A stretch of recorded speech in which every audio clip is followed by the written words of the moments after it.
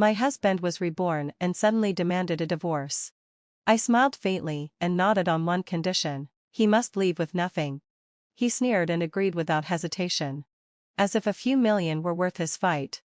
After signing the divorce papers, he went to the lottery shop with a few hundred yuan handed over by his mother. He placed the same bet 200 times on the winning numbers from his previous life. When he came out of the shop, his bearing had somehow changed. There was a faint echo of Jack Ma in his posture. What he didn't know was that shortly after he left, I went to the same shop and placed 400 bets on the same numbers. In my last life he had had all my organs harvested. This life I returned from health or revenge. Last life. Valentina. You bitch, don't you dare take a single cent of my prize this time. My husband clenched his fists and flailed them through the air, shouting nonsense.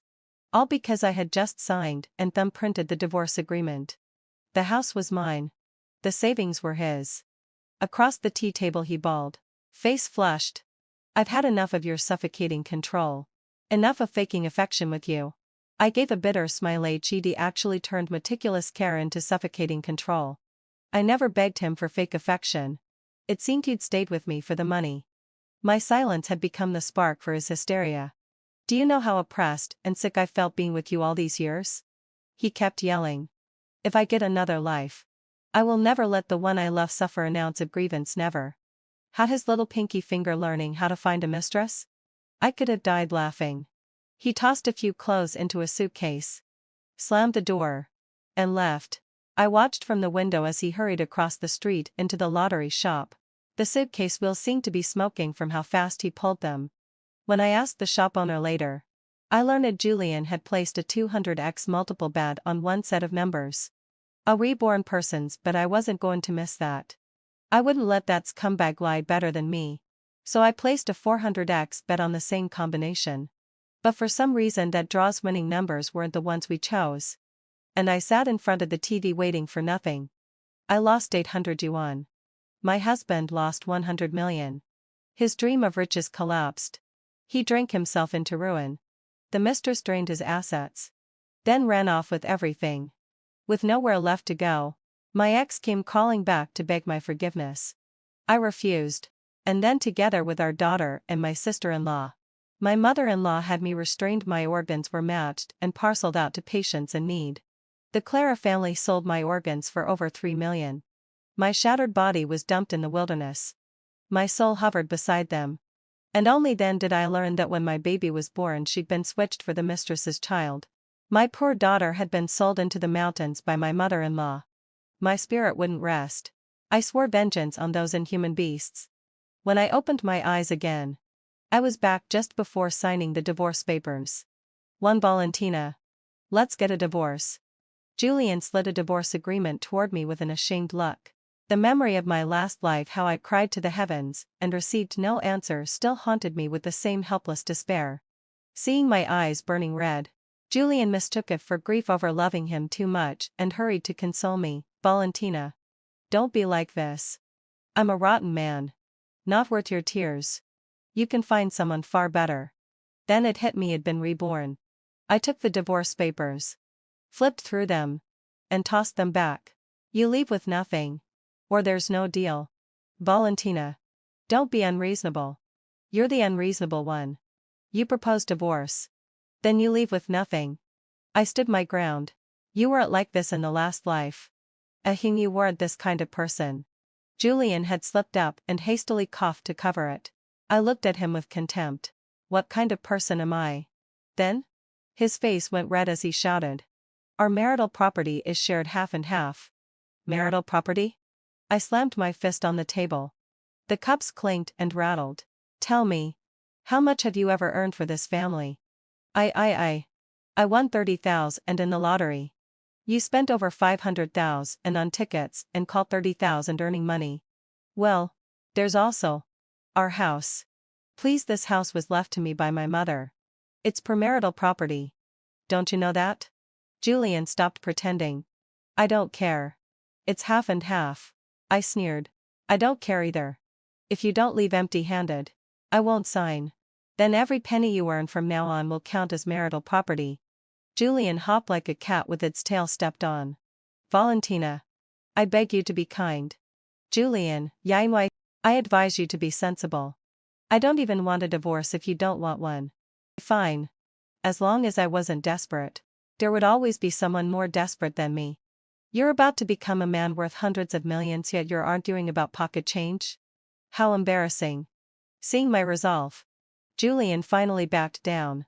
He didn't want to split his future billions with me.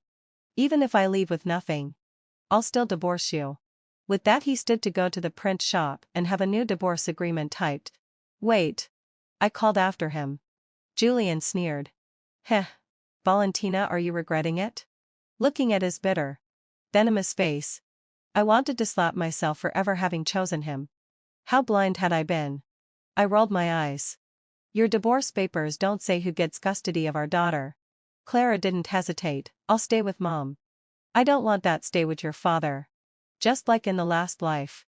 She chose him without wavering. Apparently that little treacherous brat already knew the truth about her origins. She'd been plotting to take my assets away from me. I wouldn't fall into the same trap twice. Father and daughter both froze for a moment, thinking about the imminent jackpot. They truly looked down on my modest assets. Julian hurried downstairs and printed a new agreement. I adopted a businesslike tone. Transfer every penny in all your bank cards to me. Julian, who had planned to sign then renege, froze then. For the promise of imminent wealth. He gritted his teeth and complied. After 1.56 million was transferred to my account, I looked at Julian again. Now transfer your WeChat and Alipay balances. Valentina. You really want everything? Julian couldn't keep his composure. I stared at him like he was an idiot. Do you know what leaving with nothing means? It means you don't get to take a single cent. Another 241,000 arrived. I left him not even a penny when I made the transfers. Just as Julian, seething, demanded I sign. I asked to inspect all his financial transactions. He flipped the table. Impossible, absolutely impossible. But the money was already in hand. Emboldened, I said calmly. If you won't let me check, I won't sign. He finally unclenched his fists. Reset to zero. Reset to zero. The cold, mechanical sound of the calculator echoed through the warm living room. The assets you transferred to an unknown destination total 1.66 million. I want you to sign an IOU. Julian was on the brink of collapse. But as long as that, 100 million, was still in play, I didn't believe he'd break ties with me. After Julian signed and stamped his fingerprint, I reluctantly signed the divorce agreement as he wished. My husband left with nothing, while our daughter stayed with him. From that moment on, our properties were to be kept separate. I met Julian at university. I was one of the 3 beauties of the school. He was the heartthrob of our department. We crossed paths countless times on campus. He was young, handsome, and carried an air of stubborn pride that left a lasting impression on me. He was quite the campus legend. And I knew enough about him to see he was a good guy. So, when he arranged a giant heart made of candles to confess his feelings, I didn't hesitate long before agreeing to be with him. We spent 3 blissful years together during our 4 years of college.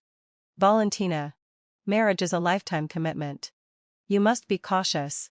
I fear Julian's intentions aren't pure. When I excitedly told my mom I was going to marry Julian, she wasn't happy at all. Instead, she frowned and warned me. Mom, what are you saying? I've graduated from college. I'm not a child anymore.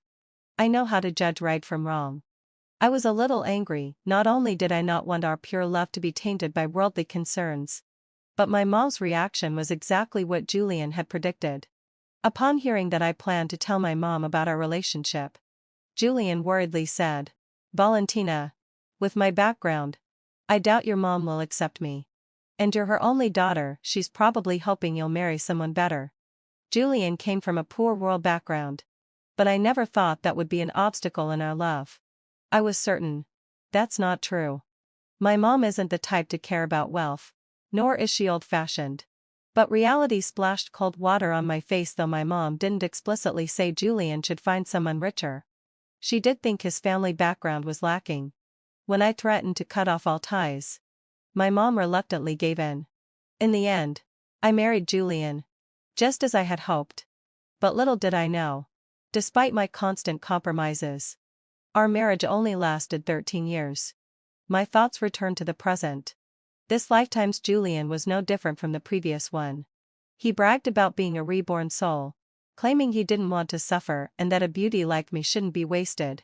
I responded non-committal lie. Yeah. Okay. Right. My sharp tongue didn't disgust me. But Julian seemed disappointed and stopped his clownish performance. Perhaps he knew that soon he would win the 100 million. And with that thought, he hastily threw some clothes into his suitcase. This time, I personally saw him and our daughter downstairs. Julian pulled out his phone and began making a call. Hello. Mom. Transfer me $1,000. I'm fine. Just some issues with my bank card. Why are you asking her? I'm divorced from her. Come on. No need to ask. I just don't want to be with her anymore. Stop asking. Alright. Can you transfer the money first? What? Where did all the money I sent you go? Julian's eyes were bloodshot. Probably because something amusing had just happened. I couldn't help but eavesdrop and heard him growling. 500. I need 500. TSK. I'd seen the transfer records he made to his old mom. At least 400,000. Now, she couldn't even give him $1,000. What a gold digger. Only taking in. Never giving out. It seemed the transfer had gone through on WeChat. And Julian's face lit up. He rushed into the lottery store with a swagger. Dad. I'm coming with you. What are you doing coming with me? Stay here. His daughter was ordered to wait. Looking at Julian's back, she stomped her foot and muttered something I couldn't make out. No matter what number you buy this time, I'll be with you. Soon enough. Julian emerged from the lottery shop, his every movement exuding an air of confidence. He was no longer humble because his strength wouldn't allow it. He stood tall, glancing disdainfully at the second-hand suit I bought him. As if the Armani wasn't worthy of his billionaire aura. My parents, who had only modest assets, never allowed me to buy luxury brands. They preferred clothes that were comfortable and appropriate without wasting money. But Julian had a strong vanity. He feared that people would see him as a poor man just because of his clothes. He subtly hinted that I should buy him luxury suits. I couldn't understand why two pieces of fabric should cost tens of thousands of dollars. So, I bought him a decent second-hand Armani suit for $5,000. He complained about the second-hand purchase. But his hands were honest enough. He grabbed it and threw it on. As if he wanted to wear it to bed. Later, I learned that Lorelei decided to seduce him after seeing him in that expensive suit at a class reunion. Well. An overly sweet, sarcastic voice interrupted my thoughts. I turned and saw Lorelei's heavily powdered face. Her pregnant belly sticking out. And a victorious smile on her face. Valentina. Your charm's not all that. How come you can't even keep your own man in check? Lorelei sounded like a petty villain from a palace drama. I didn't respond to her question. But instead said. I just saw someone wearing a pair of open-toe sneakers. I asked why. And guess what she said? Lorelei was stunned for a moment. Playing the fool. What did she say? I grinned. She said she's a scavenger and likes other people's discarded trash. And guess what? She loves old shoes. Even Lorelei, as slow as she was, caught on immediately. Did you just call me an old shoe? No, I wasn't calling you that. I was calling both of you that. Before Lorelei could retort, I patted her shoulder and nodded toward the lottery store. Your old shoe's coming. Valentina, we're divorced. I'm warning you. Stop bothering me and my people. Seeing Lorelei's furious and defeated expression, Julian thought I was bullying her. I sneered. Julian, remember what you said today. From now on, whoever contacts the other first is the animal. Fine. We'll see about that. Julian declared vehemently. Watching the pink BMW roar away, I looked back at the lottery shop. This time, Julian probably won't pick that number again. Right? After all, he can be reborn. Morning. Felix. Here's the umbrella I borrowed last time. Felix was tidying the lottery shop. When he saw me, he hurried over. It's just an umbrella, keep it. Why are you returning it? This is tea my friend sent me. I don't drink much. So I brought it for you. You're such a kid, I haven't even finished the tea you gave me last time. Felix pushed the packet back politely. This is this year's new tea, try it. Felix. This time he didn't refuse and took it. Then, Madame Mosai. As if remembering something. Felix leaned in and lowered his voice. What's up with Julian this time? He normally plays 50 random tickets, 50 different combinations. This time he zeroed in on one set and put a 200x multiple on it. Thinking I might not understand. He explained. That means he only bought one possible combination. But he bought 200 tickets of it. Lottery's a bit of fun, you shouldn't gamble that big. Oh? Which numbers did he pick? I asked. Intrigued. Because this draw was unusual. Felix remembered the numbers clearly. When I heard them I froze. He'd once again doubled down on the same numbers from his previous life. Reborn. The so-called Jack Mara. The favored son of fate. So where exactly did Julian get reborn in? I scanned 800 yuan across. Felix. Buy me that 400x on the same numbers. Yeah. I just said Julian's being ridiculous and you go even more ridiculous. Money doesn't grow on trees. You know. Why pick like that? It's fine. Felix. I'm just playing once. You two together have already put in 600 tickets, you could drain the prize pool. Good luck to you if that happens. Felix honestly didn't want me wasting my money. I promise. Felix. I'll only play once. After I insisted. Felix reluctantly issued the ticket. I couldn't let last life's outcome deviate. No matter which numbers Julian bet. I would mirror him with 400 tickets. My goal was to cause disruption.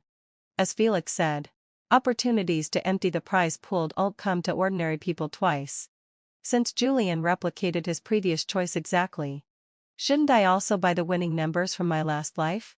I quietly scanned for yuan to Felix and placed a bet on the exact combination. I'd sat in front of the TV waiting for last time. I only bought 2 tickets. Who knows if the flutter of a butterfly's wings might nudge history's wheel. Whatever, it was only for yuan. I'd buy it for fun. For such a small amount.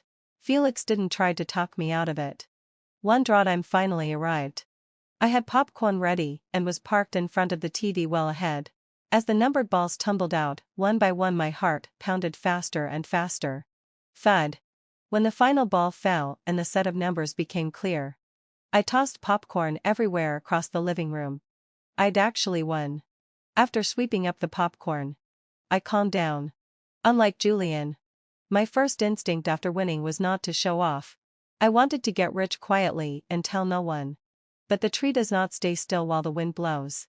Within minutes Felix's call came through. Hello. He cut in with that cracked voice of his. Valentina. Don't say anything yet, just listen. You won. 20 million.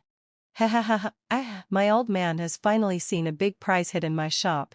I'm worth it. You. After hanging up with Felix. I knew I couldn't stay low-key. The facts wouldn't allow it. Still. I told Felix he could publicize that a winning ticket had been sold at his shop. But not to say it was mine, especially don't tell Julian. We were already divorced. The next day Felix's shop hung a banner. Warm congratulations to a Xingtown lottery patron who won the first prizes at our shop, prize money 20. I subway tier 0. The announcement detonated across Xingtown. Felix's lottery business exploded overnight. Everyone wanted a piece of the luck. People queued to buy tickets in long lines. Pushing and shoving. Fights broke out over cutting in line and the police had to be called to keep order. My phone rang. Julian. Hello. You bastard, what do you want? I snapped. Valentina. Who are you calling a bastard? We already agreed, whoever contacts the other first is the bastard. Has the great bastard already forgotten? Silence for 2 seconds. Then Julian tore off his last shred of restraint. Valentina. You can't divide marital property like this. No way. We signed the divorce papers in black and red ink and thumbprints. You can't change that on a whim. Julian went utterly shameless. If you agree, the agreement can be changed. No. Julian yet out a low sigh. Are you out of your mind? Why would I change a deal that makes you leave with nothing? Julian's voice trembled as if clutching at a lifeline. You said you didn't want a divorce, then we won't divorce. I was wrong. Valentina, please forgive me? I was speechless, and alarm bells started ringing in my head. Julian's current frenzy looked dangerously like the last life. Me, I've already hired a lawyer to sue for divorce. Don't make me despise you. Julian. Julian, Valentina. Don't be shameless. Seeing I was resolute, Julian finally ripped off his mask of false remorse. Click, before he could say more, I hung up. He called again. I blocked him. Ding. A message on WeChat. Julian, Valentina. Don't forget our daughter is still with me. Me, Julian. Are you still a man? Using our daughter to threaten me? Julian, Valentina. The division of joint property is wrong, I should have half. Transfer me 4,0 immediately, not a cent less. Me, sorry. We already signed the divorce agreement. Image. To prevent me from claiming the lottery prize. Julian even timestamped the agreement to the exact second.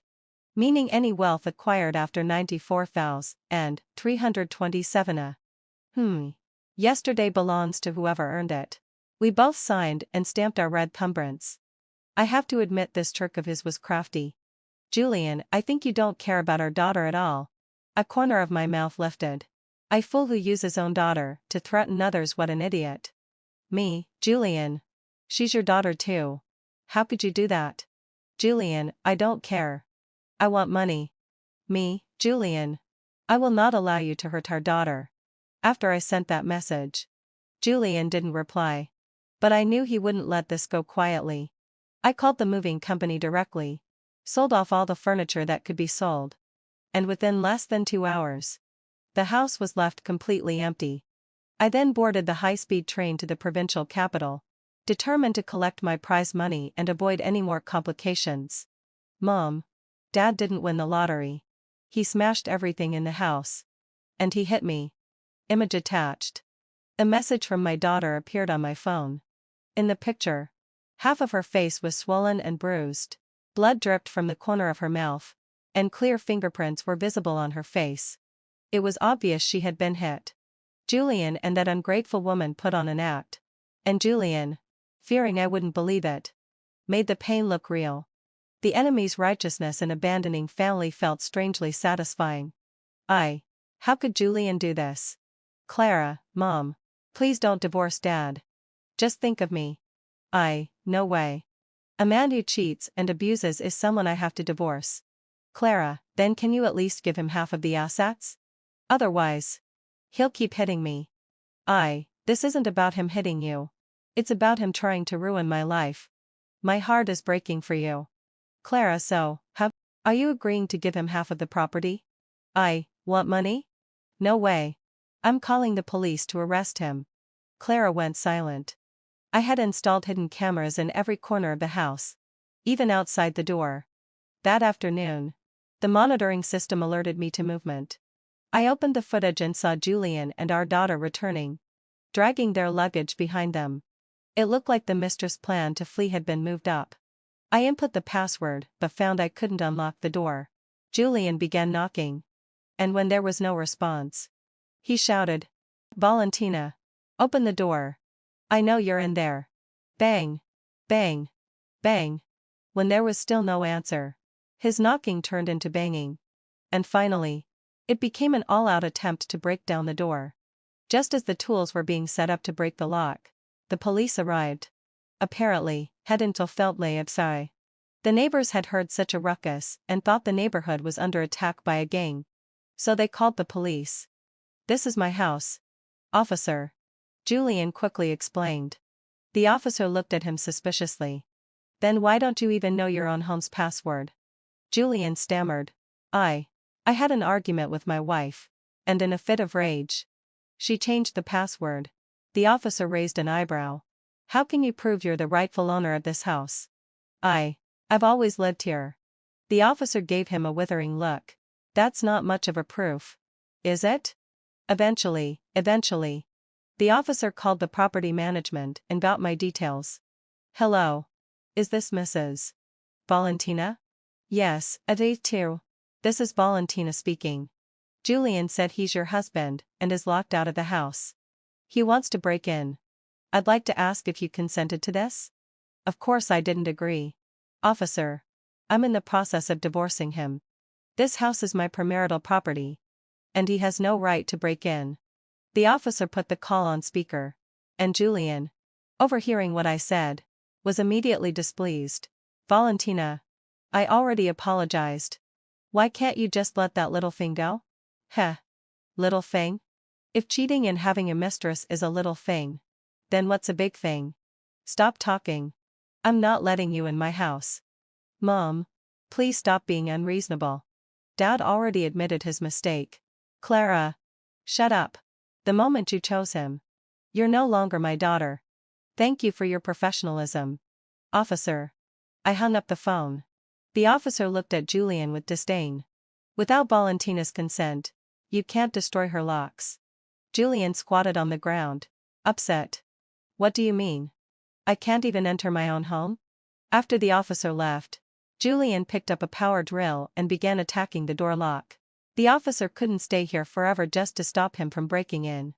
I didn't have high hopes that this lock would stop someone with no boundaries like Julian. Even calling the police wasn't very effective, since we weren't officially divorced yet. To them, it was just a domestic issue, so they wouldn't really take further action. The lock soon broke. And when Julian and his daughter barged in, they were dumbfounded. Dad, didn't we get robbed or something? Julian was too stunned to respond. The empty room had nothing left but the floor tiles. And the most insane thing was that even the toilet in the bathroom had been dismantled. Clara, urgently needing to use the restroom, had no choice but to squat over the hole in the floor. When she couldn't find toilet paper, she called out, Dad, can you get me some toilet paper? Julian searched the whole house but couldn't find any. His face dark and as he grumbled, just wash yourself with water. The situation got worse. There was no running water in the house either. Dad, can you go buy a pack of toilet paper? Julian glared at her. Buy a pack? I only have 8 yuan left. Clara, and just buy a single pack. Soon, have it by 2. Julian returned with a pack of toilet paper, 2 premium ham sausages, and 2 steamed buns. I knew this was the limit of the 8 yuan. Father and daughter sat on the floor and began their dinner. Dad, where do you think Mom went? Clara chewed on a steamed bun with ham and mumbled her question. Julian's face darkened. She said she went back to her hometown. He didn't finish the sentence, as he suddenly realized a truth he didn't want to believe. His teeth clenched, and his jaw muscles twitched. From their conversation, I had assumed Mom was referring to me. But it turned out they were talking about Lorelei. Dad, we have no money left. After this meal, we won't have anything for the next. Julian squinted his eyes. Don't worry. I don't believe Valentina, that bitch, is really that heartless. If you beg her, I don't believe she'll just let her daughter starve. Clara sneered. I've called her mom for all these years. She can't just ignore me. Clara started playing with her phone. And before long, I received another message. Clara, Mom, Dad hit me again. How could he do this? Is this what a father does? Clara, Mom, where are you? Can I come to find you? No. Clara, Mom is on a trip right now. Clara, Mom, can you send me some money? You know Dad doesn't have a single penny left. Oh. Why didn't you say so earlier? All my money is tied up in a fixed investment product. After paying for the tour group, I only have a few hundred left. Clara, Mom, can't you sell that investment? The investment is locked. I can't redeem it. I'll have to wait 6 months to get it back. Sorry. There's nothing I can do. When Julian saw my message, he was so angry he nearly threw Clara's phone. Since he couldn't get money from me, Julian turned his attention to his mother. Hello, Mom. For safety's sake, I spent 6 Tharu on hiring a male and female bodyguard from a security company to accompany me and ensure my safety 20 fusers. The 2 of them stayed close by as we arrived at the provincial capital's lottery center. I was decked out in sunglasses, a mask, and I had everything needed for claiming the prize. From ticket verification and information checks to tax paperwork and finalizing the bank transfer. It took a full 2 hours to sort everything out. When the information about the 16 million yuan transfer appeared on my phone, I breathed a sigh of relief. At this point, I hadn't yet achieved financial freedom. In my past life, on September 25th, the military launched a Dongfeng Express missile near Hawaii. This strike didn't just intimidate countries with ill intentions. It also sparked a stock market frenzy, with stock indexes climbing wildly until October 8th. As a seize and retail investor, I had been duped into opening a stock account 10 years ago, but it was mostly losses and occasional break-even moments. Most of the time, I was left holding the bag, waiting for a chance to break even. But in this life, I wouldn't miss the opportunity. I originally had about 5 million yuan in savings. And adding this 16 million yuan brought my total to 21 million, all of which I invested in the stock market. With leverage, I even bought 56 million yuan worth of stocks. Everything was ready, just waiting for the east wind. The 2 bodyguards escorted me back to Xingtown before leaving. I gave them 2.0 yuan for their return travel to the provincial capital, with the extra as a tip for their hard work. After checking into the hotel closest to the police station, I opened the security cameras at home. By now, the apartment had been stuffed with 3 mattresses, bedding, and pillows. When I saw an elderly woman appear on the camera, my hair stood on end, and my body instinctively shuddered. This woman was my mother-in-law, who had been involved in dozens of child and woman trafficking cases in my past life, truly a criminal of the highest order. In that life, Julian, under her and his younger sister's influence, had kept me captive and sold every organ I had that could be sold. But her crimes were only spoken of, with no solid evidence. After a tiring day, my eyelids grew heavy, and I soon drifted to sleep. Knock, knock, knock. The door was being pounded. Who is it? Room service. A deep, hoarse voice slipped through the wooden door, and I immediately froze in place. I recognized that voice too well. It was my sister-in-law. This wasn't room service. This was death service. I quickly locked the safety chain and dialed the police. After a while of silence, the knocking grew more forceful. Don't bother cleaning the room. I tried to steady my shaking hands, but my voice betrayed my panic. Valentina, you bitch. Open the door. Julian roared. Open the door. Open the door.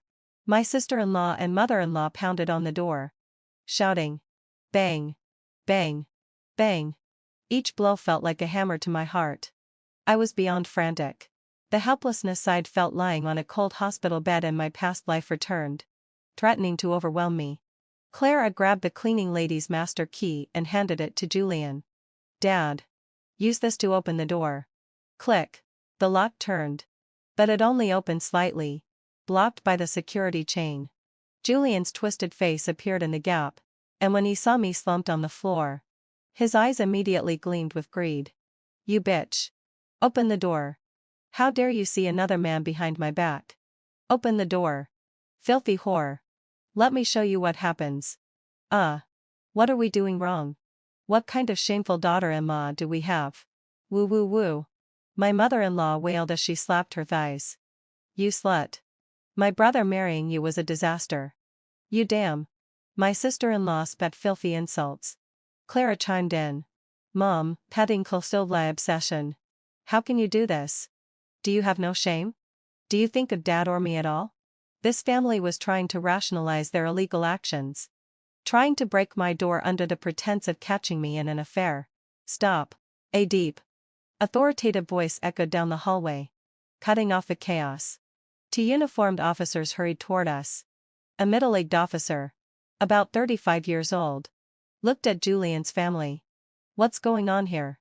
When he saw Julian's face, his eyes flashed with something sharp. My mother-in-law, upon seeing the police, was startled, then began crying. Officer, you have to help us. Our daughter-in-law is having an affair with a man in this hotel. That's a lie. I'm not. I rushed to explain to the officer. Shut up. You slut. If you're innocent, open the door and let us see. Yeah. If you've got nothing to hide, just open the door. My sister-in-law demanded. I refused to open the door. Why should I? I've already filed for divorce from Julian. Don't come here trying to scam me. Julian snarled. As long as we're not divorced, you're still my wife. Exactly. Stop. Stop. The middle-aged officer looked a little exasperated. Who's Valentina? The younger officer asked, his eyes scanning us all. It's me, officer, I said quickly. I've already signed the divorce agreement with Julian. And we're in the process of suing for divorce. They have no right to interfere with my personal freedom. For a moment, I thought the middle-aged officer looked strangely familiar. The younger officer glanced at Clara's agitated family and then at me, his eyes showing a flicker of barely perceptible hostility. Valentina. This is obviously a domestic dispute. Don't you think you're wasting police resources? I frowned, about to retort when the middle-aged officer cut in. Wesley, you're wrong. Valentina has every right to call the police if she feels her safety is threatened. Since she signed a divorce agreement, why is this family still hounding her? The younger officer rebutted, looked upset. He responded begrudgingly. Well, Valentina, could I see your divorce agreement? Please wait a moment. I turned to retrieve the document from the living room and handed it to the young officer. Unexpectedly, his hand was so clumsy that he dropped the document on the floor. Quick as a flash, Julian lunged to grab it. My mother-in-law, sister-in-law, and Clara immediately joined in, all reaching for it. The document was soon ripped to shreds in their hands.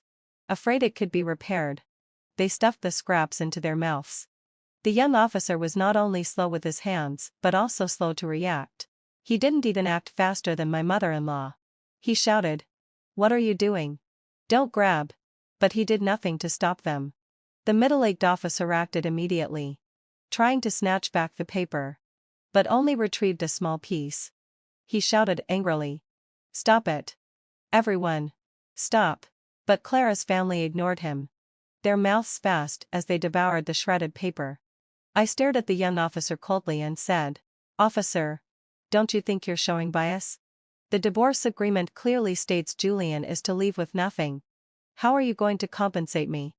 The young officer's eyes shifted uncomfortably. "Sorry, Valentina. I didn't mean to drop it. Besides, you let go before I even had it in my hands. Wesley, I will report your performance exactly as it happened.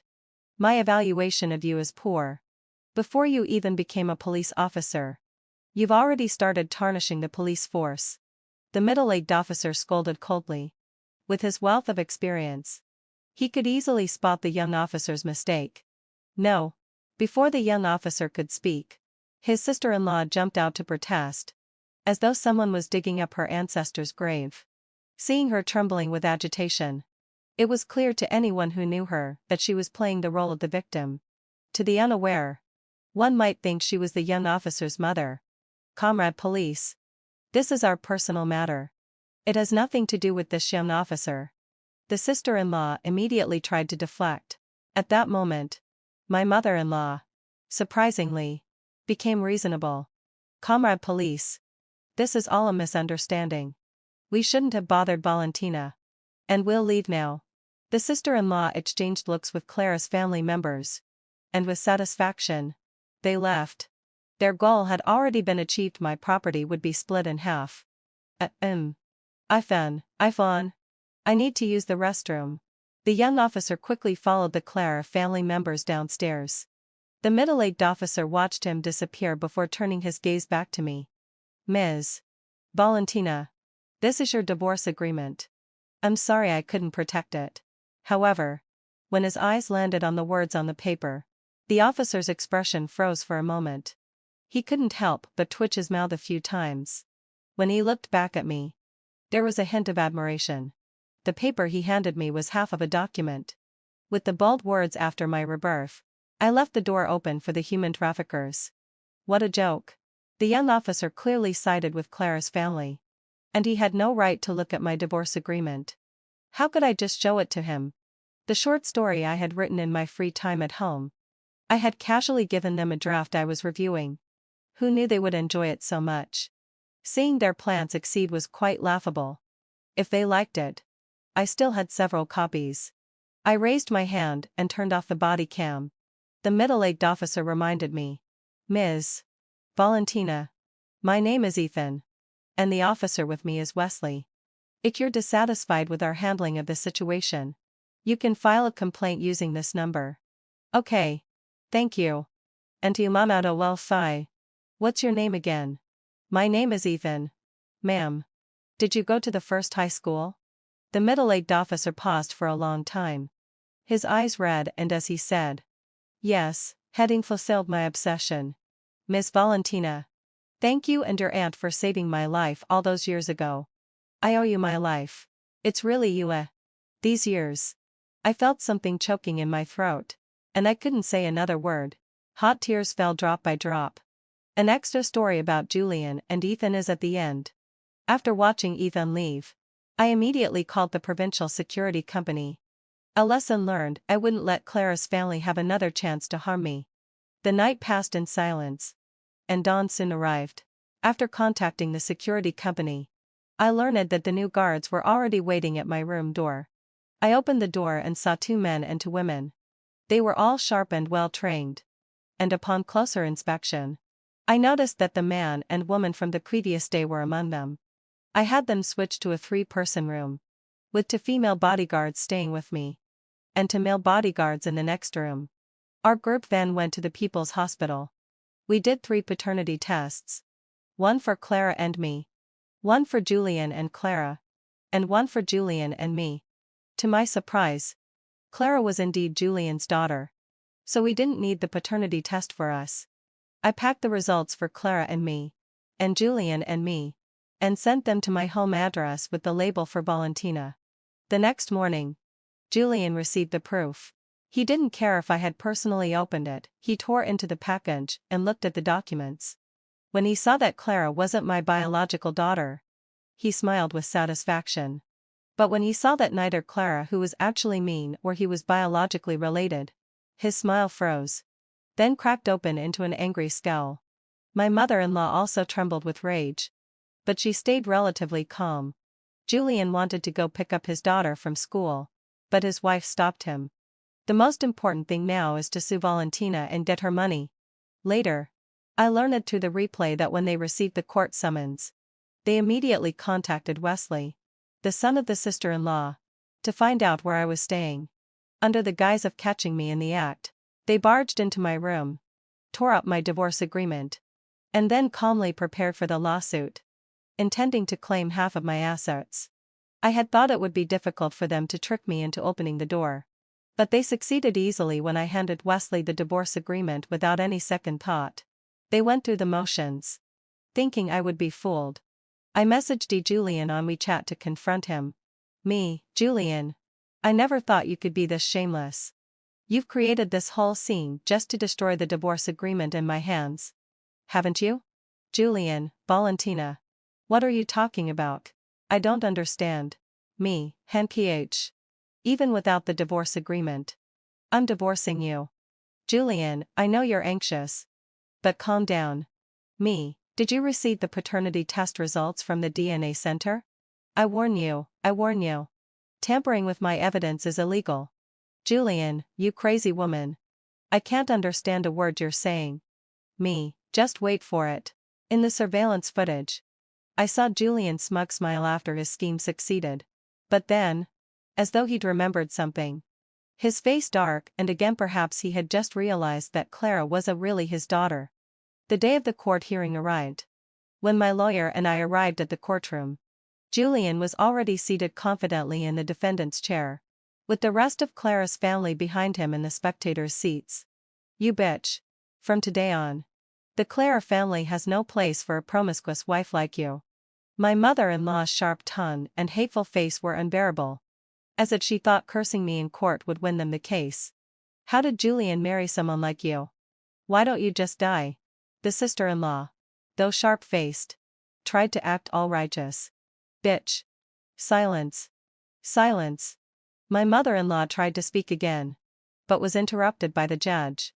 During the investigation phase, when I presented the divorce agreement and the video evidence of me signing it on my phone, Clara's family members were left dumbfounded. Julian's eyes widened in disbelief. Impossible. We tore up her divorce agreement. This one must be fake. Fake. Her divorce agreement is definitely fake. My mother-in-law and sister-in-law couldn't sit still anymore. They began shouting in high-pitched voices. Clang. Silence. The judge turned to Julian and sternly said, "Defendant, if you continue disrupting the court's proceedings, I will handle it according to court rules." On my side, I presented strong evidence, while Julian had nothing to show. During the court debate, our lawyer wielded the evidence I provided, easily defeating the opposing lawyer. It felt like watching a fully equipped Diane Wei effortlessly crush a stationary Liu, and Julian's side had no chance. The judge attempted to mediate, but I firmly rejected any compromise. In the end, the judge declared the mediation invalid and ruled for a divorce, with Julian leaving with nothing and a daughter awarded to him. When the verdict was read, Clara's family burst into tears and began causing a scene right in the courtroom. The judge, unable to bear it any longer, had them ejected. "You bitch. Don't leave. You filthy whore. Where do you think you're going? You think you can run off with our money?" As I descended the first 2 steps outside the court, Clara's family immediately surrounded me, intending to use force. But before they could reach my 1.5-meter range, my bodyguard swiftly took them down. How could I pass up such an opportunity? Slap. Slap. Slap. I swung my arm wide and gave Julian and my sister-in-law over a dozen resounding slaps. "Do you think you can get away with this?" Disputing the judge's ruling and causing a scene at the courthouse? With their guilty conscience and having just been ejected from court, they quickly realized they had no chance against my towering bodyguards. Defeated, they abandoned all pretense and slunk away, while I and my bodyguard strode off with confidence. A National Day holiday passed in the blink of an eye. On October 8th, I sold off all my stocks in the open market. The stock holdings worth over 90 million yuan paid off my 36 million yuan loan, leaving me with 54 million yuan. Looking at my large, imposing bodyguards, who cost 120,000 yuan a month, I realized they would eat up 1.44 million yuan annually, not to mention the living expenses. I couldn't help but lament. Financial freedom is still a long way off. Thankfully, I had that small venture in Guangxi Media during the new year that brought in a decent return. "Mom, what do we do next?" Back at my house, Julian couldn't hold his frustration any longer and asked my mother-in-law. "Valentina's gone and hired bodyguards. Selling her now is almost impossible." My mother-in-law's eyes narrowed. "But we still have that little bastard. Damn Lorelei. That bitch dared to put a green hat on me. When I find her, I'll make her pay." Bro. Stop with the useless talk. Are you going to keep this little bastard? What's there to keep? It's not my kid. I'll just take back some interest." The next day, Clara, still attending school, was brought back home.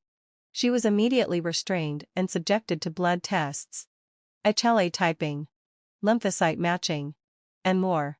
Everything I endured in my past life, she would now experience. In my previous life, I drank the warm milk my daughter handed me, praising her for being so grown-up and thoughtful.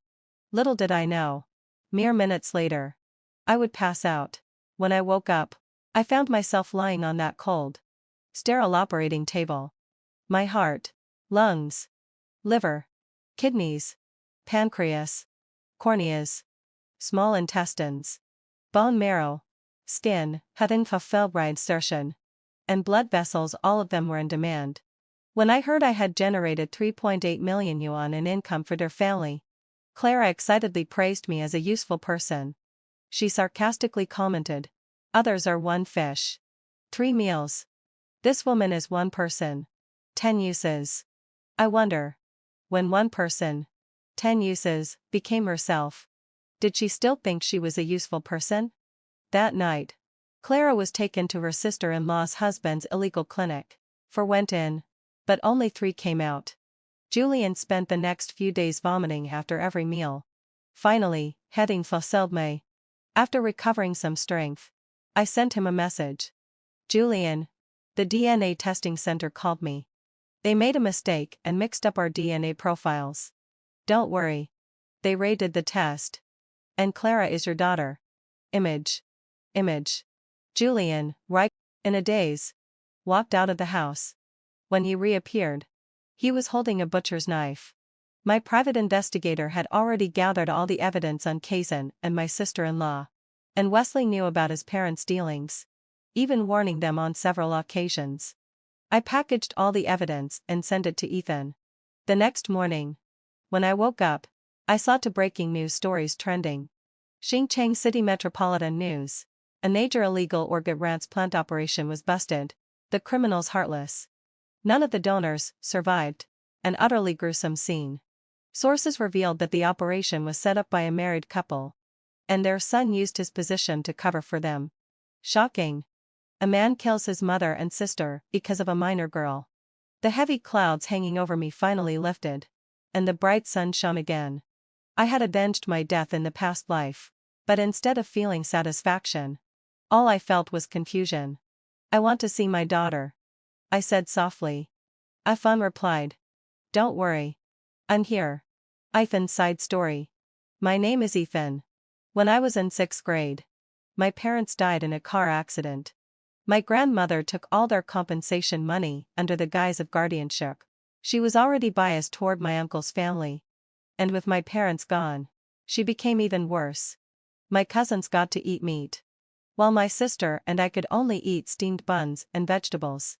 Grandma said vegetables were nutritious, but eating only vegetables made both of us skinny and unhealthy. In my second year of middle school, my sister was diagnosed with acute myeloid leukemia.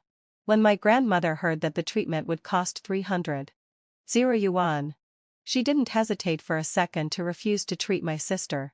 I kowtowed to her, my forehead bleeding, but her heart was as hard as stone, colder than a stranger.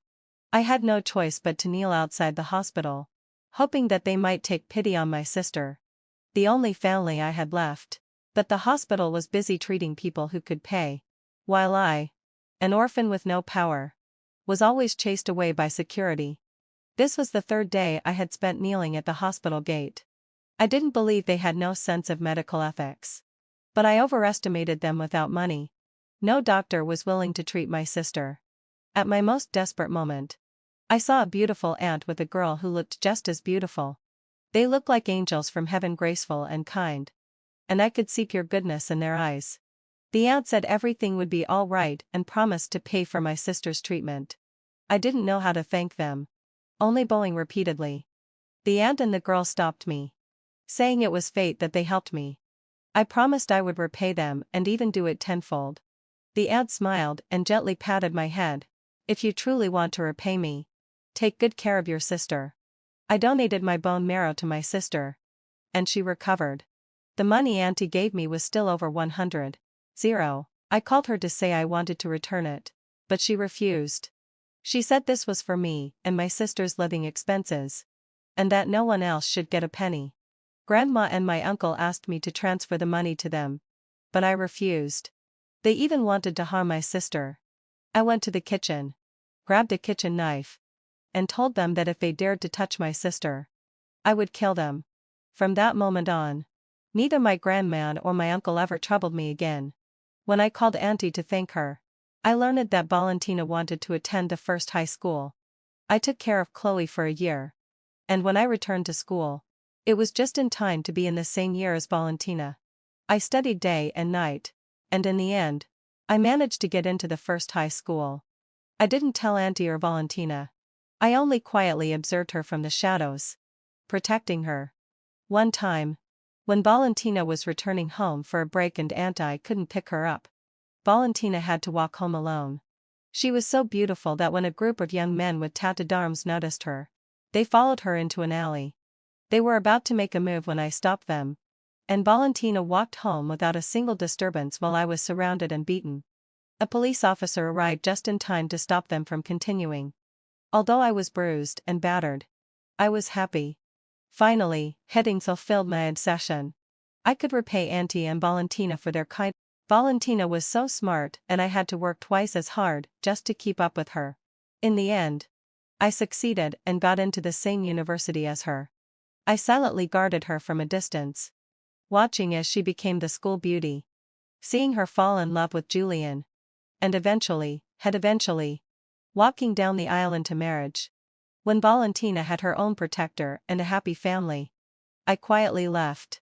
She no longer needed me to guard her. 2 years after graduation, Auntie passed away from terminal cancer. Valentina cried her heart out. And I cried too. My heart breaking. Valentina didn't recognize me, and thought I was just a relative. And next time I saw Valentina was 11 years later. She was cornered by Julian and his family in a hotel room. The anger almost clouded my judgment. No, I had to stay calm. I needed to protect her as much as I could. Using my identity. Wesley was definitely connected to the Clara family. Or else he wouldn't have sided with them right from the start. When I saw the face of the person behind the door, I froze for a moment. She didn't recognize me. Of course. She hadn't seen me since I was 14. After that, I had always stayed in the shadows, never disturbing her. The mixture of anger, excitement, and heartbreak angled in my chest like a mess of unraveled threads, clouding my reason. So much so that when Wesley made an improper demand, I didn't stop him right away. The Clara family was so shameless. They actually tore up the divorce agreement. I could hardly contain my hatred for them. I had expected Valentina to suffer. But when I saw the mockery in her eyes, I knew everything was going according to her plan. What had she gone through to become the person she was now? After the Clara family left, I spent another night patrolling outside the hotel. When she sent me the video evidence of what had happened, I wanted to destroy everyone who had harmed her. But I couldn't. This evidence would be enough to make them suffer in prison for the rest of their lives. I should have known. No one could protect Valentina like I did. For the rest of my life, I would continue to watch over her. Guess who I am? A voice asked from behind me as hands covered my eyes. This girl, even as a judge, was still so playful, showing no signs of the gravitas one would expect in court. Julian's extra. I am Julian. And I've been reborn. In my past life, I randomly chose 50 lottery tickets. And one of them won a $10 million prize. I kept it quiet and proposed a divorce to my wife, Valentina. The divorce agreement was signed. The savings would be mine. And the house would be hers. Our daughter chose to stay with her mother, which I had arranged. She would inherit Valentina's family wealth, making it a win-win situation. I went wise. I proudly told her that I had won the 10 million through my own abilities, and that she had nothing to do with it. But to my surprise, she said she was entitled to half of it. How could that be? The money was mine. I never imagined that Valentina, that shameless woman, would sue me. She claimed that the lottery tickets were purchased during our marriage, so they were considered joint property. Damn it. My prize was claimed after the divorce agreement was signed. I wondered if the judge had been bribed by Valentina, as she seemed to be getting favored. It was infuriating. I had to share $4 million of my hard-earned $8 million after taxes with her. But whatever. Even if she took $4 million, I still had plenty left, enough for me and Lorelei to enjoy for a while. Besides, with my luck, I'd win again. Valentina, that bitch, would only fall further behind me. I had to up my game and increase my bet. If I had bet 10 times the amount last time, this time the prize would be 100 million. I haven't won in several rounds now. Is my luck running out? No, it's just that I haven't bought enough. I'll buy more next time. Time flew by. And 6 months passed. Lorelei gave me a beautiful baby boy. And I loved her more and more. Thinking about the hardships she had endured for the past 13 years, I slapped myself hard in the face. I wasn't a good man. Lorelei cried, saying I didn't love her. But I wasn't guilty. She said that if I loved her, I should let her manage the money. Without hesitation, I transferred the remaining 200 pounds into her account. How is there only 200,000 left? I must have spent a lot on the lottery tickets recently. Tonight, Lorelei didn't come home. I began to worry. What if something happened to her? I tried calling, but she didn't answer. I called her mother's house, and they didn't know either. I called the police, but after several days, There was still no news. A few days later, my mother-in-law called, crying. Only then did I learn that Lorelei and the child had been kidnapped. My poor wife gave all her money to the kidnappers. But they still killed her. I didn't even get to see their bodies. Just 2 urns. How unfair life is to me. Now, penniless. I spent the last few hundred in my account. And I panicked. Because the lease on Lorelei's apartment was about to expire. I have no money. No house. Am I doomed to go back to Valentina's side? That damn woman. How could she say, a good horse doesn't return to the same grass? And refuse to forgive me? The rent on my place is expiring in a day. And in this vast world, there seems to be no place for me. Julian. Luckily, having fulfilled Xianxia, I still have a few bottles of Maodai at home. I drink one after another. And my worries only grow deeper. When I wake up again, I am stunned to realize I've been reborn. In this life, I will never let Lorelei suffer even the slightest injustice. With my memories from the previous life, I am certain I can become a billionaire. This vile woman, Valentina, wants me to leave empty-handed? Why is she reacting so differently this time? Even if I leave with nothing, I only need 400 yuan to start, just enough to become a billionaire. I must divorce her as soon as possible. You want me to transfer all my savings to you? Fine. I'll transfer it. And when I become a billionaire, it will be the moment you regret it the most. Why is my daughter sticking with me in this life? Why is everything arranged so differently? Damn. Damn. Damn. Why didn't the lottery ticket win? This isn't fair. There must be some kind of conspiracy. Could it really be like Merlin said? That there's a mechanism to prevent reincarnation? When Lorelei heard that I was leaving with nothing, her expression darkened. And when she heard that I hadn't won the lottery, she vanished again. I called my mother-in-law. And she gave me the same response as in the previous life. How could this be? At this point, I finally understood. Lorelei didn't die in the previous life. She ran off with the money. This time, seeing I have nothing to offer, she just ran away. Damn you. You bastard. Looking back now, I realize Valentina wasn't that bad. At home, I do nothing but still get fed and clothed. While with Lorelei, I had to serve her every day. When I think about Lorelei's looks, they're no match for Valentina. It's like comparing heaven and earth, clouds and mud. How could I have been so blind to fall for that bitch Lorelei? No, I have to get Valentina back, my love. Damn it. This bitch, just like in the previous life, won't turn back. You don't want to drink? Then I'll make you drink the penalty wine. We've already torn up and eaten the divorce agreement. I'll see if you still want to divorce me. Today is the darkest moment of my life. The daughter I've raised for 13 years isn't even mine. Lorelei. You bitch. Just wait until I find you. I'll kill you. And Clara. That bastard. She doesn't even deserve to bear the by name. Your mother played me. And you. You little bastard. Don't think you'll have it easy. First, let's fight for half of Lu Yao's estate. Why is she still able to present a divorce agreement? I never thought she was such a cunning and treacherous woman. Looks like there's only one path left. Clara. Blame your mother for fooling me. I watched helplessly as Clara's organs were removed one by one. Until only a broken corpse remained. How could I not feel a pang of mercy? Why am I crying? My mother and sister always told me that even raising a dog for 13 years would create affection. So I shouldn't feel guilty. And now, today, I get a message from Lu Yao. Heaven help me. What have I done? I sent my own daughter into that hellhole, watching as they peeled her skin, extracted her organs, and tore her heart out. None of this is my fault. It was my mother and sister who made me do it. They are the true murderers of my daughter. How laughable. They even asked me if 1.2 million was enough. My daughter was killed by them. And they're arguing over the money? My skills were still too poor. My sister died from just a 120 knife wound. By the time it was my mother, my skills had improved a lot. She died from 400 cuts. I stabbed myself 36 times. I don't deserve to live in this world. Why?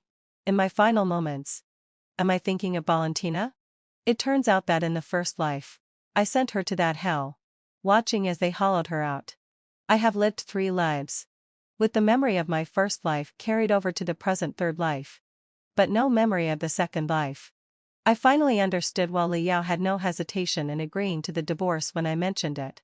She must have memories of the second life when I sent her to that hellhole. We both had a chance to relive our lives. I still chose to hurt her. But she did not repeat her mistakes. Having lived 3 lives, she has never wronged me. In the first life, I betrayed her. In the second life, I harmed her. In the third life, I still tried to harm her. But I failed. In fact, I almost feel relieved that she succeeded. A demon like me, with the demon bloodline, really should not be alive in this world. In my past life, the Ryan family was pushed to the brink of bankruptcy because Ethan, Ryan's younger brother, secretly embezzled funds from the family business. As a result, I was forced to give up all my dowry to fill the gap. When I refused, my mother-in-law, Hannah, threatened to take her own life. And Ryan secretly stole the business ledger from the Melody family to use the funds for himself. In my fury, I argued with him, which caused a miscarriage. And during childbirth, I nearly lost my life due to complications.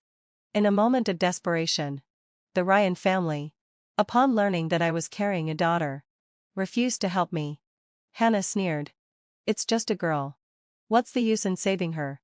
The money should go to your brother to settle the debts. Ryan's uncle added. Melody's family only has her left. If she dies, all the inheritance will come to us. The Ryan family. That night, during the Lantern Festival, I bled to death on the birthing bed, taking the life of my child with me. But by the mercy of the heavens, I was reborn 3 days before that fateful night, before Ethan's creditors had come to claim their debts. I opened my eyes, still dazed. Around me was the familiar Melody family estate. Through the intricately carved wooden windows, the spring rain gently pattered. I lowered my hand to my swollen belly. I was 7 months pregnant. And as the baby shifted, it seemed to respond to my touch. A pang of emotion surged in my heart. I silently swore. Child. This time, let out a low sigh. I will protect you. I won't let the Ethan family harm us again. Footsteps approached from outside. And Ryan entered, holding a box of pastries he had bought from the market. His face lit up with a smile. Melody. I saw these osmanthus cakes. And they looked delicious. So I brought you some. His expression was full of concern. A stark contrast to the coldness I had seen in him before my death. I sneered inwardly, but kept my expression neutral. Setting down the account book in my hands, I feigned worry. Husband. I just received word from the business. There's a problem with the silk deal in the north. The buyer has breached the contract. And we need to cover a large sum of money. Or we might face legal trouble. Ryan's smile faltered. And he quickly sat beside me. How could this happen? Melody. Don't worry. Is there any way to remedy it? If I can cover the deficit, we might still salvage the situation. But I've invested all my money into the business these past few years. And I can't liquidate anything right now. I fear this might cause even bigger issues. Ryan fell silent for a moment. His brow furrowed. He placed his hand over mine. Don't worry. I'll help you raise the money. I won't let you suffer. I pretended to be moved, though my eyes caught the fleeting calculation in his gaze.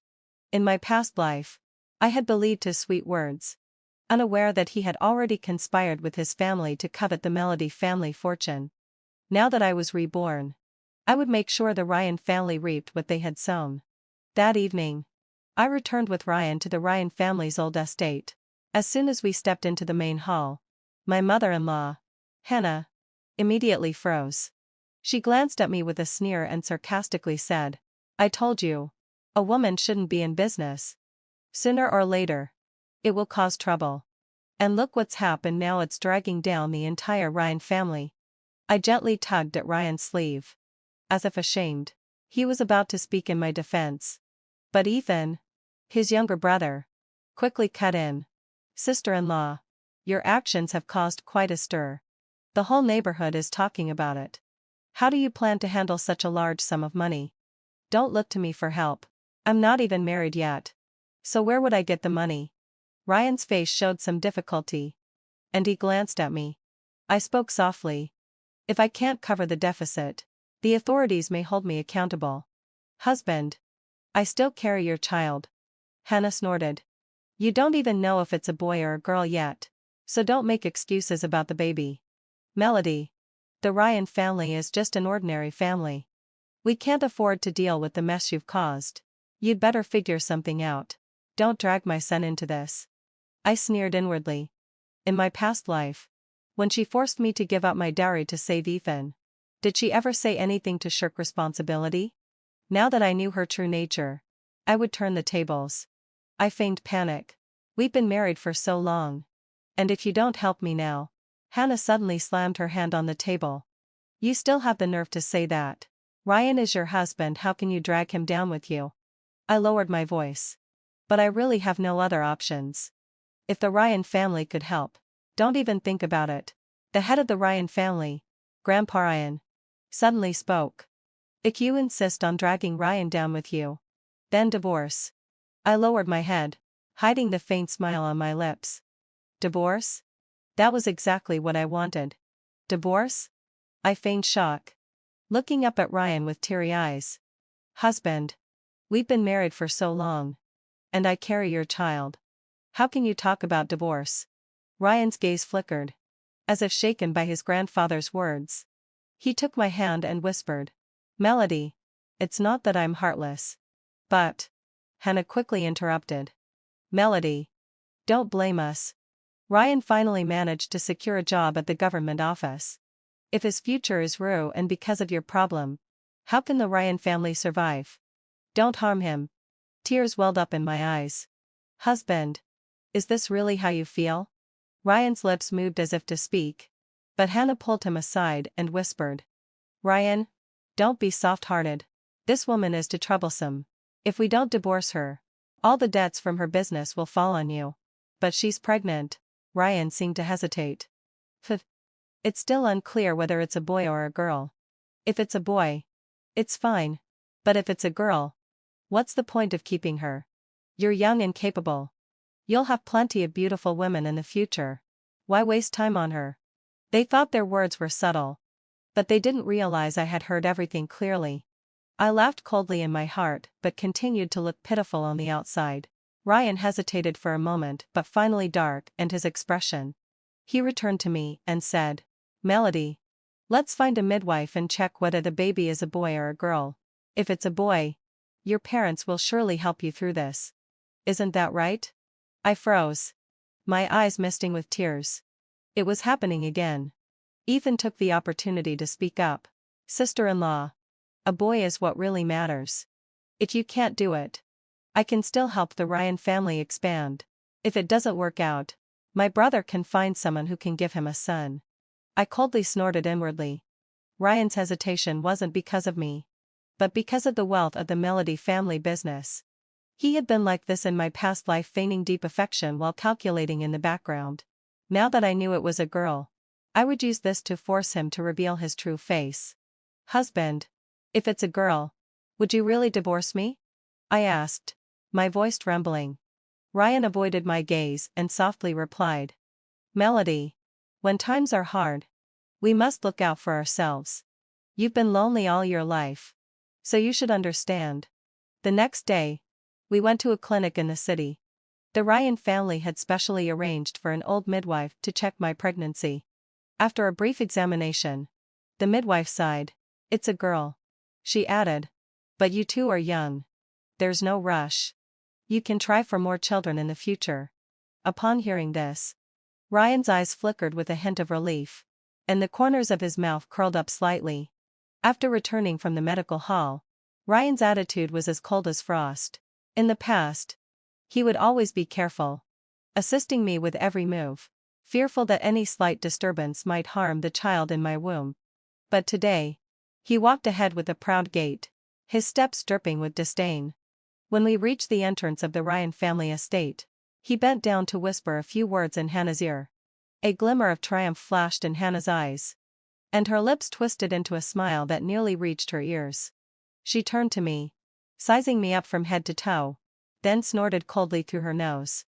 Melody. I've always said your face is unlucky. And now it's clear you're a harbinger of disaster.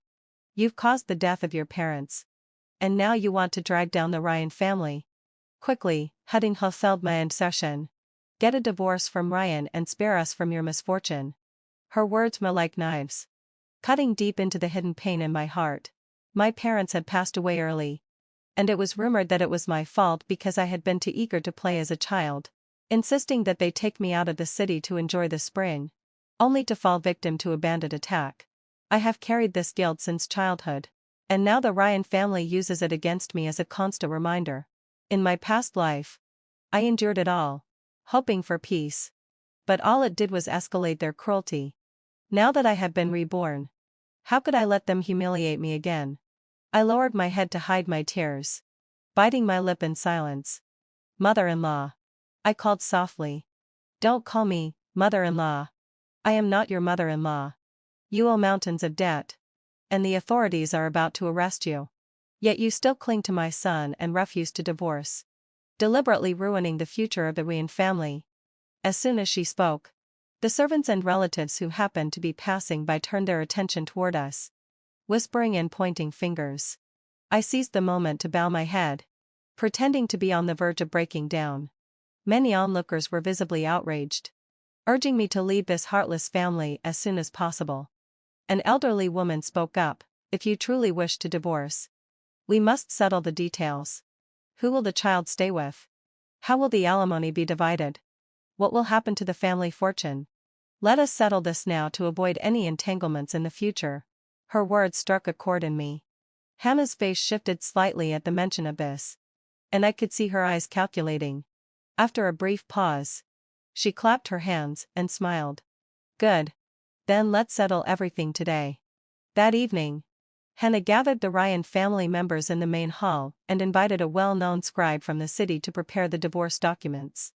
I sat alone in the hall, 7 months pregnant, facing the scrutinizing gazes of the entire Ryan family. Hannah sneered. Melody, don't say we are being cruel. Today, we are simply clarifying things to avoid further entanglements in the future. The Ryan family's intentions were crystal clear. Once Ryan and I divorce, my family business debts would no longer be his responsibility. The child in my womb would not be acknowledged by the Ryan family, nor would they contribute a single coin toward the child's upbringing. If I wanted to change the child's surname, they would not object. In short, after the divorce, neither the child nor I would have anything to do with the Ryan family. I spoke softly. You truly don't care about any marital bond? Hannah snorted. It's not that we lack compassion. It's that you are too outrageous. Pregnant and still causing trouble, leading to business losses. Who would want to take care of you? Ethan, standing by, chimed in. Sister-in-law. If I had accumulated such massive debts, I would never drag my family down. My parents have already done so much for me. How could I burden them further? But you, sister-in-law, you grew up without parents. I guess you don't understand what this means. Do you? Ryan shot him a glare. And Ethan fell silent, sulking. I looked at the faces of the assembled hypocrites and took the divorce papers handed to me by the scribe. In my heart, I thought, once I sign this document, my child and I will be free from the Ryan family's chains. 3 days later, in the bookshop next to the King County office, I sat across from Ryan, finalizing the divorce procedure. Hannah was with us, her face full of smug satisfaction. The scribe read aloud the terms of the divorce, and Ryan signed without hesitation, his movements swift and resolute. In a daze, I recalled the scene from my past life. Lying in childbirth, with the midwife desperately calling for him to help, only for him to coldly stand by, claiming that there was not enough money, abandoning me to my fate. At that moment, I didn't even have the strength to hold a pen. Now, his decisiveness was the same as it had been in my previous life. Once the documents were signed, I stood up slowly and walked out of the bookshop. The spring breeze brushed against my face, but I felt a chill in my heart. Hannah was supporting Ryan, but behind them followed a strange woman, probably in her early 20s, with delicate features and a slightly rounded belly, suggesting she was 4 or 5 months pregnant. Ryan furrowed his brow and whispered. Mother. Why did you bring her here? Hannah beamed. What's the harm in bringing her? Once you and Melody are divorced, she'll be your proper wife. The words hit me like a thunderclap. I stood frozen in place, staring at Ryan in disbelief. In that moment, all the mysteries of my past life were suddenly clarified. Why had the Ryan family treated me so harshly? Why had Ryan's expenses always been beyond reason? Why had Hannah mocked me endlessly without ever stopping him? It was clear now, all along. He had been secretly conspiring with this woman behind my back. I steadied myself, trembling, and asked, Ryan, this was your plan all along, wasn't it? You divorced me just to elevate this woman. Hannah sneered. Melody. Don't slander us. Emily is now the legitimate wife of the Ryan family. She's carrying the heir of the Ryan family. Our first grandson. What right do you have to accuse her? First grandson? So, this woman was carrying a boy. I couldn't help but sneer inwardly. It was fortunate I had been reborn. Or else my child and I would likely have been swallowed whole by the Ryan family. Melody. Don't hold this against me. Ryan avoided my gaze and said softly. I bear the responsibility of the Ryan family. I must plan for the family's future. I mocked him with a smile, one hand resting on my belly. Ryan. Your plans are well made. Just make sure you won't regret today's actions. I turned to leave, but then heard Hannah fawning over Emily. Emily, heading fulfilled Ryan's sigh. Don't worry. The Ryan family will take good care of you. You're carrying the heir of the Ryan family. We'll make sure you're well taken care of. I snorted and touched my swollen belly. My child, when you are born, I will give you the best life possible. To avoid arousing suspicion from the Ryan family, I didn't call for a carriage, instead walking slowly away. I hadn't gone far when I heard Hannah's sharp voice behind me. What nonsense are you spouting? What business debts? The Ryan family doesn't owe anyone any business debts. Quick. Stop. Let's go back right now. I turned to see Hannah pulling at Ryan, urgently calling for a carriage. The woman Emily followed closely behind them, and the three of them hastily departed. Before Ryan got into the carriage, he cast one last lingering glance at me, his eyes full of unspoken resentment. The smile tugged at my lips as I thought, today, the creditors I then stole from will come knocking. Without Melody family's funds, the Ryan family might end up selling everything to survive. As for Emily, she was nothing more than a poor soul dragged into their mess. 3 days after the divorce, I was in the Melody family estate, reviewing the accounts, when the sound of hooves reached my ears. A letter was delivered to my hands. The letter was written by Ryan himself, and it was filled with urgency. Melody, there's a family emergency. Can you return to the Ryan family to discuss things? I sneered, my hand nearly crumpling the letter. Return to the Ryan family? That was no longer my home. Just as I was about to ignore it, the final sentence of the letter pierced my heart. Your father's jade hairpin is still in my possession. Don't you wish to take it back? A sharp pain gripped my chest. How could I have forgotten about it? Before our marriage, I had given Ryan the jade hairpin left to me by my father.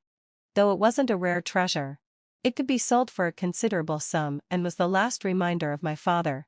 Now that the Ryan family was drowning in debt, Ryan must have thought to use it to blackmail me. I gritted my teeth and made up my mind to go personally, to retrieve the jade hairpin and settle the past. I took a carriage to the Ryan family estate.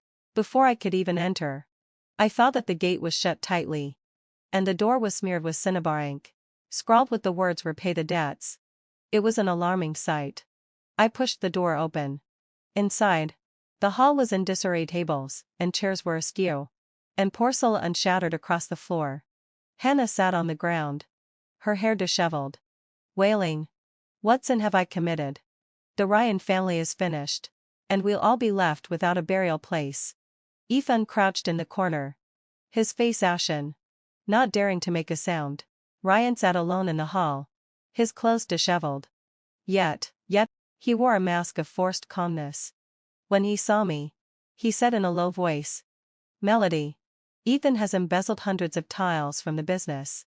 Now the creditors are here, and even if the Ryan family sells everything, We won't be able to pay them back. I met his gaze coldly. And what does that have to do with me? Where is my father's jade hairpin? Ryan sighed and slowly took the jade hairpin from his sleeve. It gleamed in the light. He held the hairpin in his hand and said slowly, "You once told me this hairpin was worth a great deal. I was thinking of selling it to ease our immediate troubles." He paused, his eyes burning. "Unless, Hudding held my and sigh. Of course. You're willing to help the Ryan family through this crisis." I stood at the door, letting out a mocking laugh. This man's audacity was beyond belief. Shamelessly saying such words. I coldly replied, Ryan Ann. Have you forgotten? We are divorced. Our ties are severed. Your troubles have nothing to do with me." He frowned. "So you won't take the hairpin back?" I snorted lightly. "You can sell it. I'll just buy it back from the market later. After all, the business has recently signed a deal with a major merchant in the north. There's plenty of silver coming in." At these words, the room fell silent. Hannah shot up from the ground. Ethan's eyes widened, and Ryan sprang to his feet. All three of them closed in on me, eyes gleaming with hunger. "What do you mean by that?" Ryan demanded. "The business has been ruined, hasn't it?" I took 2 steps back, standing in the courtyard, the spring breeze brushing against me with a hint of coolness. I smiled. Businesses have ups and downs. Initially, hadn't fulfilled my adventure. I thought all hope was lost. But after my divorce from you, the merchant from the north actually renewed the contract. Now, the business is thriving, and silver is flowing in. Tell me, was it the Ryan family that wronged me? After I left you, the Melody family is prospering." Hannah's eyes burned with greed, and she suddenly lunged forward. "Fine. If that's the case, have you fulfilled my sigh? You'll use the money to help Ethan repay his debts. Ethan is your brother-in-law, your blood relative. How can you just watch him die?" I sneered. "What blood relation do I have with him? Why should I help?" Hannah froze for a moment, then shrieked. "The child in your belly is the flesh and blood of the Ryan family. You must care for it. That's the Ryan family's legacy. You must take responsibility."